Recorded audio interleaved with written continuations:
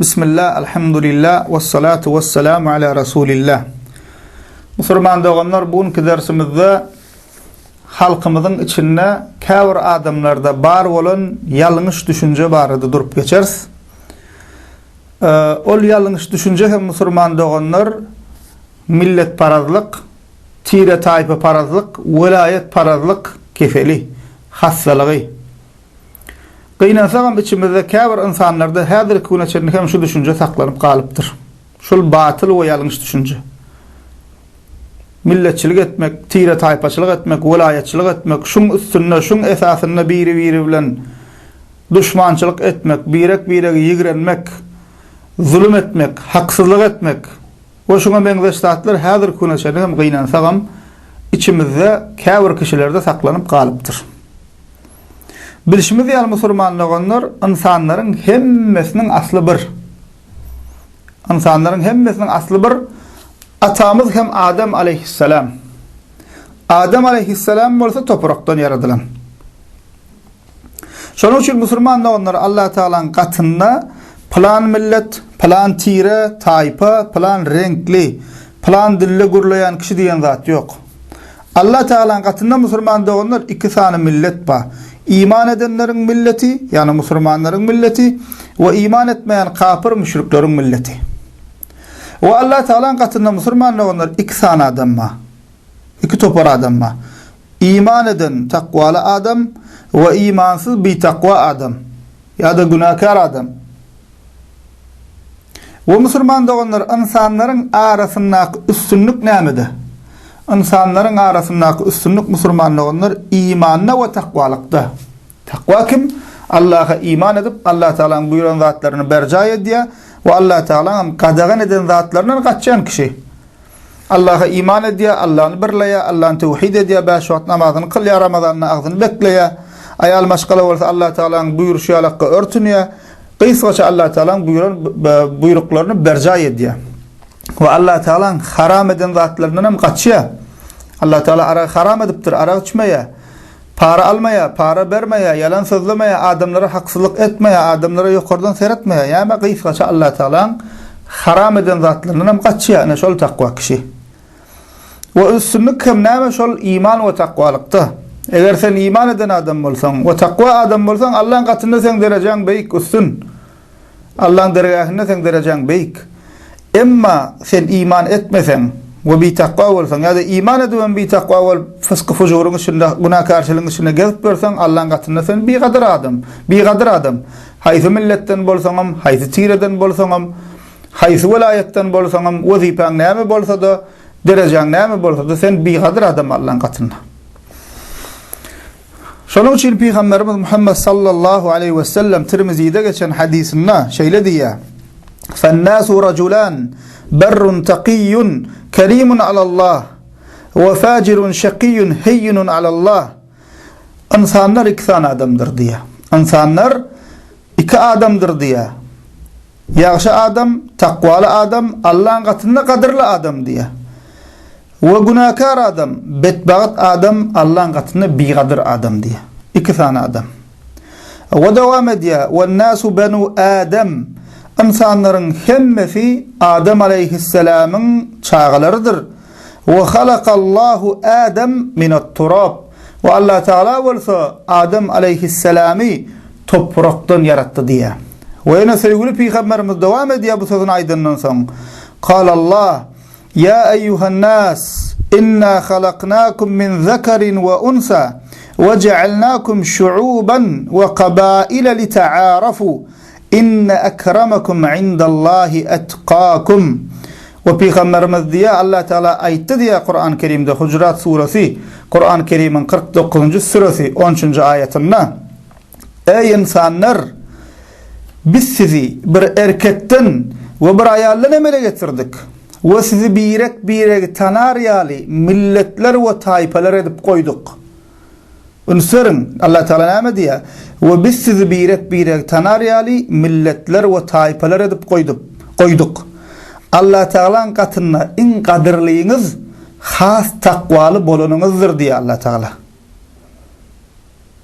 Demek Bir erkekten o bir ayaldan emele getirdik Allah Teala diye. Siz bir ayal o bir erkekten emele getirdik diye. Kim olar? Adem aleyhisselamdan ve Havva enemizden emele geldi insanların hemmesi. Hemmesi görüyen milletleriniz bir atadan o bir eneden emele gelen. Ve Allah Teala diye sizi halklar ve tiralar edip koyduk diye. Ne için? Bunu sorun Müslüman doğanlar. Ne için insanlar milletlere ayrılıptır? Milletler öz içinde tire tayfalara ayrılıptır. Ne için? Allah Teala etti. Li ta'arafu birek bilen tanariyalak diye. Birek tanamaklığınız için diye. Ne değil ya? Tanımayan başka bir adamın göründü. Sen kimlerden değil ya? Ya sen nereli değil ya? O da idea plan yerden, plan vilayetten, plan milletten, plan tireden özünü tanıdı ya. Demek şu milletler bolmaklığımızın, tire tayfa bolmaklığımızın, bölünmeklığımızın sebebi ne mekan? Birek tanımak için, tanışmak için. Milletler bolluk, tire tayfalar bolluk. Bireğin üstünden, yukarısından seyretmek için değil. Milletler ve tire tayfalar bollular, bireğin üstünden gülüp kemsitmek için değil. Ya olmasa özünü başkalarının üstünü görmek için değil Müslüman doğanlar. Dili, renki, yaşayan yeri, tiresi, vilayeti, milleti sebepli yekelemek için değil. Bu zatlar için millet bolmanlarız biz. Bu zatlar için tire tayfa bolmanlarız. Ne için tire tayfa olup duruz? Bireği tanımaklığımız için ya Allah Teala. Ama bizi yaradan Allah Teala bizim eyyamiz, bizi bizden qovul ya. Ama biz bunu bir kaptala koyup biz öz yanımızdan milletçilik edip, tire parazlık edip, tayfaçılık edip, vilayetçilik edip, bunun üstüne düşmançılık edip, bireği yigrenip, hiç kim öz milletin saylap bilmeye, hiç kim öz doğacak yerini saylap bilmeye, Allah Teala'nın takdiri bilen bolyan zat hiç kim öz dilini, renkini saylap bilmeye. Allah Teala'nın yaradan zadı bul. Sen gelip başka bir milletin, başka bir taypan, dilinin, yurdunun, vilayetinin üstünden gülsen, Allah Teala'nın yaradan zadının üstünden güllün bolya. Hiç bir akılın, sağdın akılın, dinin kabul edecek zadı der. Ve yine Peygamberimiz sallallahu aleyhi ve sellem İmam Ahmed'in musnadında geçen hadisinde diye: Ya eyyuhan nas, ey insanlar, ey adamlar diye. Ela inna rabbakum vahid. Dikkat edin diye. Sizin Rabbiniz bir. Ve inna abakum vahid. Atanız bir. Ela la fadla li arabiyyin alal a'cemi. Dikkat edin diye. Arabın Arap bolmayanı üstünlüğü yoktur.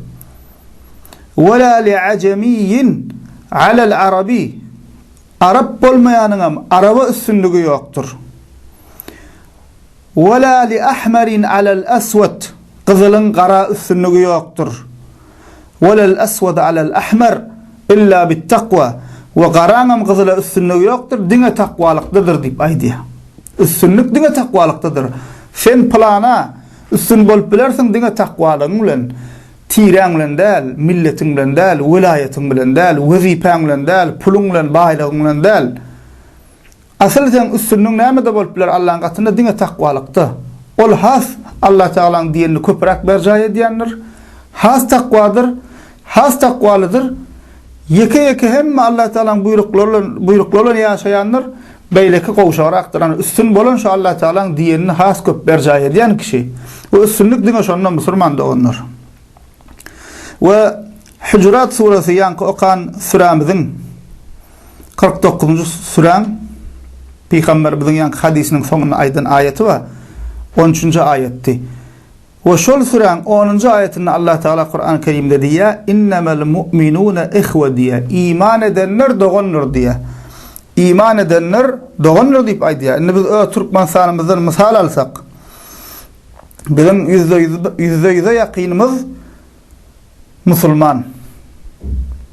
Özbek'em olsun, Türkmen'em olsun, Tacik'em olsun, Fars olsun, içimizdeki başka gayri milletler olsun, ağla ve bölük, hemmemiz yüzde yakinimiz Müslüman.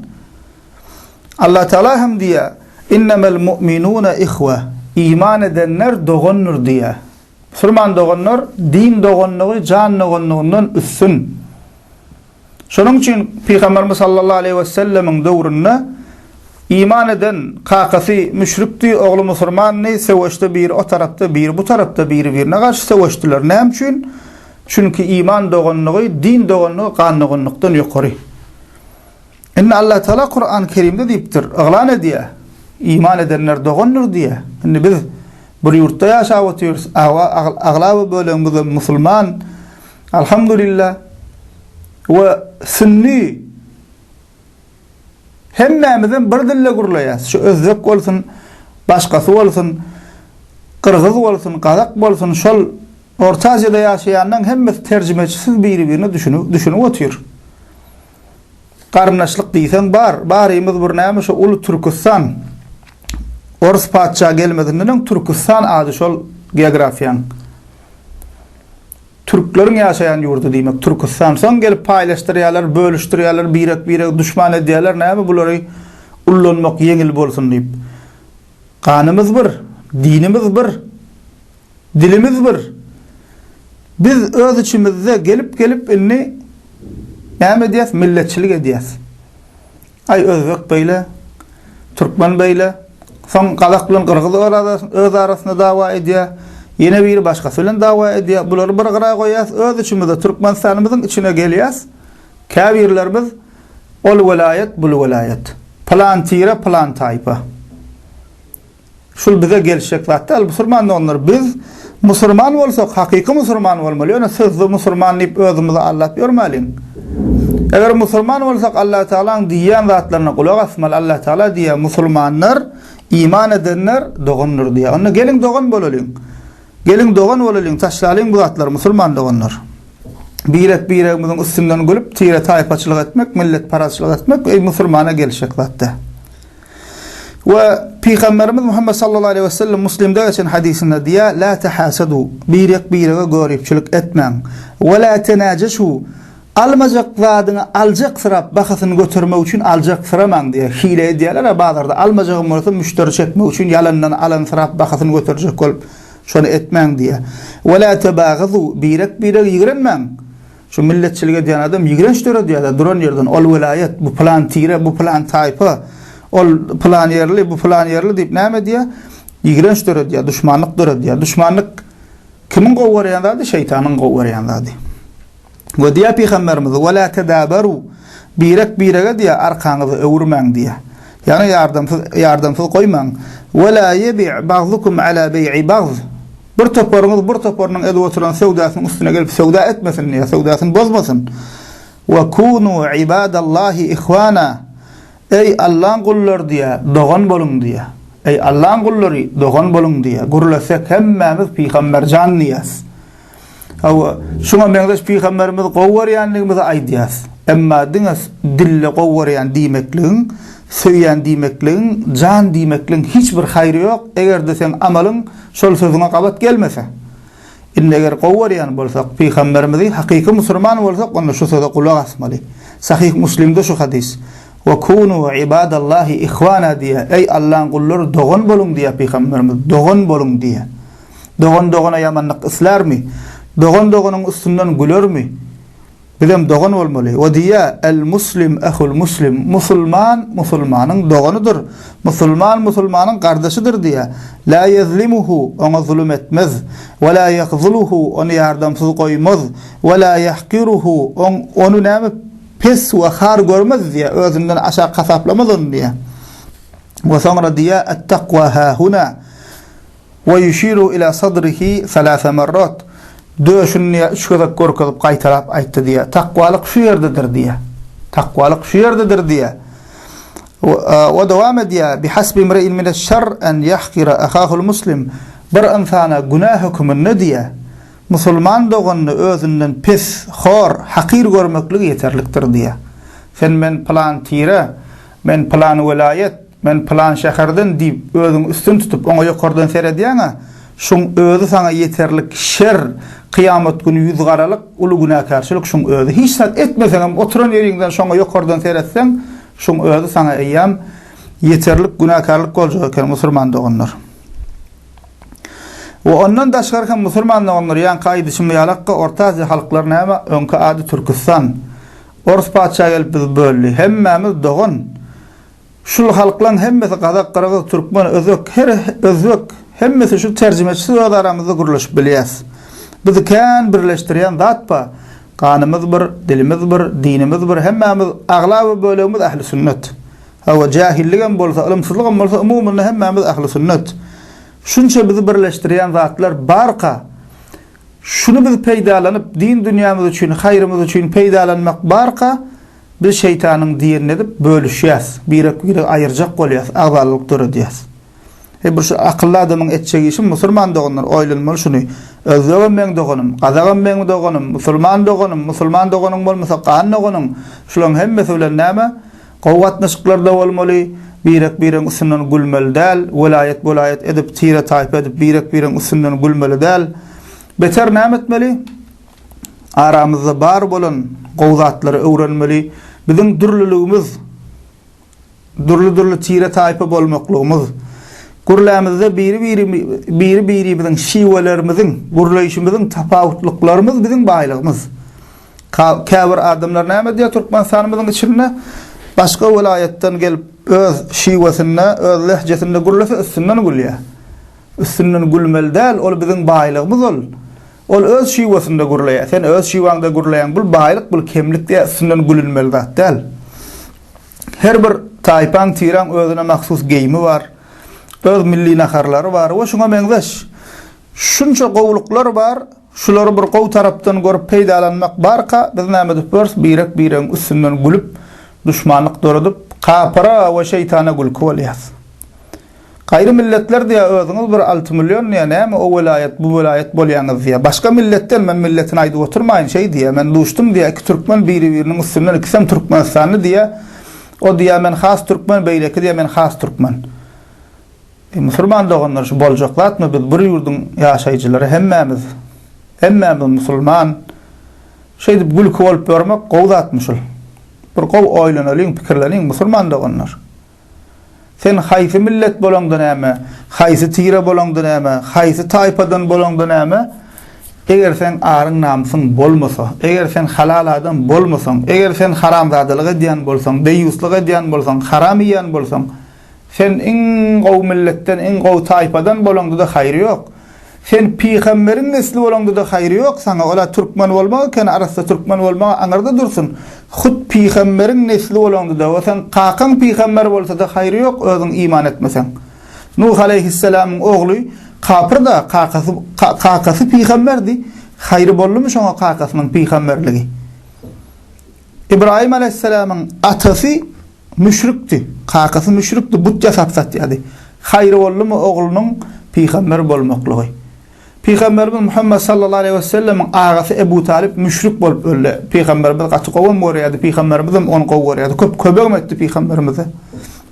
Amma iman etmän öldü. Diýmek sen gow milletin gow bolmaklygy, arassa bolmaklygy şoňa beňzeş. Eger sen iman etmesen, gow adam bolmasan bu zatlaryň haýry ýok. Ýöne gurup öwülmekden ibaret bolýar. Wayna bir bellemel zat. Onun berde musulman doğanlar diýmeýäs aslyny öwrenme. Tiraňy bilme, taýpaňy bilme, öz edim bolum öwrenme diýmeýäs. Dinimiň gadagan etmeýär, öz diniňi bil, başlaň öz taryhyňy bil, öz diliňi bil, öz edim bolumlaryny öwren. Bu zatlar gowzatlar. Emma gelip muň üstüne birek başga birine ýokardan seredip adamlary birekden aýryp düşmançylyk döretme. Hawa şoň üçin musulman doğanlar şu zatlar oýnalalyň, şu zatlardan el çekeliň, şu ýalňyş zatlardan. Bular musulmanlarla gatnaşygymyz şoňalak bolmaly. Gelinni musulman bolmaýanlara garşy nähilik bolmaly. Ola musulman eken, musulman bolmaýanlarla biz gatnaşykda bolmaly. Biziň ýurdumyzda başga dinliler hem ba. Dinimiz diýmeýär git başga diniň üstünden ul zulüm et, başga halkyň musulman bolmaýan halkyň üstünden ul olarla düşmanlyk et, kemsit diýmeýär din. Din bunu kabul etmeýär. Din diýär olarla hem adalatly bolýar. Olara da zulüm etme diye elinden geldiğince olara da yaxşılık etmeli. O da bir insan. Din doğanın olmasa da o da Adem aleyhisselamın nesli. O da insan, ol Adam. Biz olarla hem qow olmalı. Olara da qowatnaşykda bolmaly. Olara da görelle bolmaly. Olara bizden görüp musulman bolsun. Hakka gelsin. Yürekleri yumşasın. Emma gynansak da bir kapıra görelle bolmaklykdan geçen Kapırlığın qowatnaşykda bolup olara bir islama çekmekden geçen öz türkü halkymyzdan, öz tiramyzdan, öz milletimizden tersleşip bör. Sen plan vilayet, sen plan tire, sen plan tayfa dip üstümizden gülüp yekelep daşar yurtlarda da eştiyas görýäs, maskara bolup birek ayrılışıp ayrı bolup Müslüman doganlar hey bir şol akylyň dinin kabul etjek zat däl. Akylyň we dinin kabul edýän zat däl. Şoň üçin şu zatlardan el çekeliň, oýanylyň Müslüman doganlar. O Müslüman doganlary yeri gelende bellek geçsek, egerde düşman gerek bolsa, ýigrenmäge zat gözleýän bolsak, men size aýdaýyn nämen ýigrenmeligini. Eger düşman gerek bolsa, men düşmana aýdaýyn size Müslüman doganlar. Bizim düşmanymyz Müslüman doganlar şirk bolmaly. Batıl inançlar bolmaly, bidgatlar bolmaly. Bizim düşmanymyz we ýigrenýän zadymyz we ýigrenmeli zadymyz arak bolmaly, zina bolmaly, paraxorçylyk bolmaly, yalançylyk we gep gıýbat bolmaly, töhmet bolmaly, narkotik önümler bolmaly. Yarım yalaňaç geyinmek bolmaly. Biz gurulasak ay biz eýle türkmen, ay biz beýle türkmen, biz namsa we o türkmenler bady taryhda galyp barýar. Buň kununda baýona az. Hani bizim öwünýän türkmen, hani bizim ol aýal gyýdlanmaz, han namus üçin ölen aýal gyýdlanmaz. Nirde?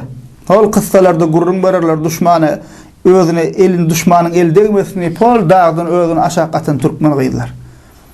Indi biz nähilek bolup börs? Hol özüni tenni satyp beren ahlaksyz we bozuk aýallar ýalakka ýarym ýalaňaç geýip, geýnenem geçen internetde onam goýup ulyla şey dip görkezip bör. Gurulasaň men türkmen. Sen türkmen bolman kim bolsaň bolay. Eger bolşuň şu bolsa sen bir bigadyr, bir biderek adam, nadan adam sen. Biz şu zatlara üns çekmeli, Müslümanlar şu zatlara karşı görüşmeli, şu zatlara karşı birek ünsümüz çekmeli, şu zatlar biz özümizden hem düşman bilmeli. Deýuslygy, binamyslygy özümizde düşman bilmeli we ýigrenji bilmeli. Agzalylyk bizim düşmanymyz bolmaly, agzalylyk agzybirlik däl. Biz bu mal agzalylygy özümizde ýol edipdiris. Agzybirlik elimizden tutýars, elimizden tersi bilen. Şol milletçilik edýän adam, tire paradlyk we welayet paradlyk edýän adam, Müslüman doganlar özü düşünüp ýa-da düşünmän öz milletine we halkyna we ýurduna ziyan edýär. Düşman bir ýerik gelse näme diýär, bir halky bölýär. Şonu bölek buçak edýär, ullanmak şonu yeňil bolsun diýip. Şol milletçilik edýän adam bir düşmanyň öz başga halka edýän işini edýär. Milletçilik etmeklik bilen özü bilsin ýa we bilmesin. Welayetden, sen plandan, sen şundan bölýän adam bir halka düşmanyň etmeli işini özü edip berýär. Gowy düşünse özüni öz halkyny ýok edýär. Şoňa oýlanmaly Müslümanlar. Hatda şul milletçilik we tire taýpy paradlyk köp zat elden gidýär. Çünkü şu zadyň bar ýerine agzybirlik bolmaýar. Agzybirligiň bolmadyk ýerine agzybyr bolmaýan halklar elinden köp haýyrlar gidirýärler. Düşmanlarynyň eline oýunjak bolýar. Hatda ünsüren Müslüman doganlar şul agzaly bolan halklaryň elinden watany gidýär, watany. Öýü gidýär, namusy gidýär. Näme üçin? Çünki agzaly. Düşman gelýär, o taýpany buňa kuşgur diýär, ony buňa kuşgurýar. Öz ýanyndan gowluny hoşlap, ol oň üstünden gülüp, buň üstünden gülüp düşmanam aňardan etjek işini diýär. Yurt, watan elden gidýär, namus elden gidýär. Ne şul kiçik zat, emma kiçik zat bolup görünýär bize, emma asletine gaty uly zat. Hatta Müslüman doganlar şul milletçiliğin erwetligine düşünen kapırlar hem şunu öz içinden aýryp otýarlar. Tarih okanlarymyz bilýändir, ta dünküne çenni Amerikada käbir naharhanalarda näme diýip ýazyp durýardy? It we garaýagzylar girmek bolmaýar, it we negerler girmek bolmaýar diýip ýazýardylar. Indi şol halklar näme etdiler? Şol edýän işleriniň akly tersigini, peýdasy zatdan düşünüp indi şuň kowunna öz baş tutanlara bir garaýagy saýlaýarlar. Kapır şoňa düşündi şu zadyň erwetligine, emma biz Muhammed ümmeti diýip bolup görüşümizde seret. Ve Muhammed sallallahu aleyhi ve sellem 1400 yıldan öň şu milletçiligine ýanky okan hadislerimiz bilen ýok etdi. Milletçilik diýen zady tire paradlyk, taýpy paradlyk ýok etdi Peygamberimiz. İlkinji azan aýdan kişi bizim ümmetimizde Muhammed sallallahu aleyhi ve sellem'in ilkinji azançysy Afrikaly garaýagy Bilal radiyallahu anh. Emma bul dünýä hak kuwa uğratacak bolýan insanlar, Avrupalılar ve Amerikalılar Bundan 200 yıl bundan yankı diýen zatlarymyz ýazýardylar Naharxanyň öňünde. Bize hakyky adam haklaryny öwretjek bolýan kişiler barmagyny çöm boldup, akıl satjak bolýan kişiler da dünküne çenni şey dip näme gara ýagızlara bir haýwan hukmyna seredýärdiler, özlerinden bolmaýanlara. Dünküne çennin tak gitler näçe müň näme ýewreýi öldürip, milletçilik edip aras salajak diýip, emma biziň sahabalarymyzyň içinde Yahuda asylly bolan insanlar bar. Gyýdalyp beripdirler biziň ümmetimize, musulman Yahudiler bar. Biziň ümmetimizin içinde mümkin misaly bar. Biziň dinimiz bunu 1400 ýyldan ýok edip gidipdir. Emma biz hususan biz türkmenler öz dinimizi öwrenmeýäs, taryhymyzy öwrenmeýäs. Nadanlygymyz we jahilligimiz sebäpli gelip 6 milyon halkymyz bar. Birek bilen näsen plan golaýar. Özü bir 6 milyon 80 milyon olup 100 milyon 150 milyon bir 70 tane halk yaşasa ay bular biri-birine düşman ok dilleri ütköşüp düşmanlar bular ullanýar diýsen beýle adama ýok. 6 milyon öz ýakamyz, öz elimiz. Şonda da akmaklyk edip, nadanlyk edip, şeýdip, häzir küneçeni şeýdip baran adamlar bar. Surman doganlar awwanama gurlasan gurla oturmaly. Şul aýdylaryň üstünden bizem dilimiziň öwrülenden düşünürjek bolýas. Allah üçin nasihatymyz. Gelin şu zatlardan el çekelim. Bu zatlar bize hiç ne ahiretimizde ne dünyamızda peýdasy ýok, beter ziyany bar. O şul %100 görünüp duran zat, şu zadyň bar ýerine agzyrlyk bolmaýan ýerine halk elinden köp zadyny gidirýär. Şoň üçin gelin musulman olanlar şul haram işten, şu millet paradlyk we tire paradlyk, welayet paradlyk işinden tawba edelim. Allah Teala'dan bağışlanma diläliň, birek bilen dogan bolalyň, dinimizi öwreneliň, akidamyzy öwreneliň. O unutmalyň, biziň düşman we ýigrenji bilmel zatlarymyz ýaňky sanan haramlyklarymyz. Şular biz özümizde düşman we ýigrenji bilmeleriz. Walhamdulillahi rabbil alamin.